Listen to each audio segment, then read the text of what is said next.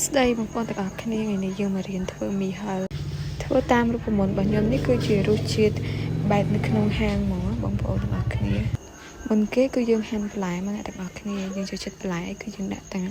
ចំណង់ចំណូលចិត្តរបស់យើងមកទាំងអស់គ្នាសម្រាប់ខ្ញុំគឺខ្ញុំដាក់តែស្ពៃបុកគោជាមួយនឹងផ្សិតទេទាំងអស់គ្នា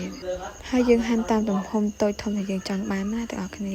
តើមកខ្វាតបានគឺប្រហិតមកទាំងអស់គ្នាប្រហិតយើងដាក់តាមប្រហិតដែលយើងចូលចិត្តហ្នឹងបងប្អូនបន្ទាប់មកគឺគីមជីហ្នឹងហើយទាំងអស់គ្នាមីហឹលគឺអាចខ្វះគីមជីបានទេណាទាំងអស់គ្នានឹងធ្វើគឺយើងលាងបន្លែលាងផាត់ឲ្យស្អាតស្អាតណាទាំងអស់គ្នានេះជាគ្រឿងផ្សំដែលយើងត្រូវមានណាទាំងអស់គ្នាគឺមីបន្លែគីមជីនិងប្រហិតមុនទាំងអស់ជាដំបូងយើងដាក់ដាំទឹកចំនួនកន្លះលីត្រមកទាំងអស់គ្នាបន្ទាប់មកយើងធ្វើការដាំទឹកបន្ទាប់ពីទឹកពុះមកគឺយើងដាក់មីមុនគេទាំងអស់គ្នាយើងធ្វើការដាក់មីចូលក្នុងឆ្នាំងមក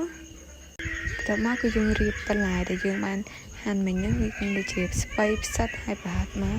ដាក់លើមីហ្នឹងទាំងអស់គ្នាយើងរៀបដាក់លើមីហ្នឹងទាំងអស់មកបន្ទាប់មកទៀតគឺយើងដាក់គ្រឿងមីចូល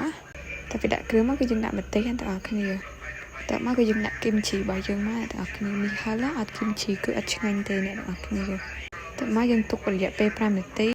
ហើយជាចុងក្រោយគឺគ្រឿងបន្លែមីដែលនៅក្នុងកញ្ចប់មីប៉ុណ្ណឹងមកគឺរួចហើយទាំងអស់គ្នាយើងទទួលបានមានរសជាតិឆ្ងាញ់ដូចក្នុងហាងអញ្ចឹង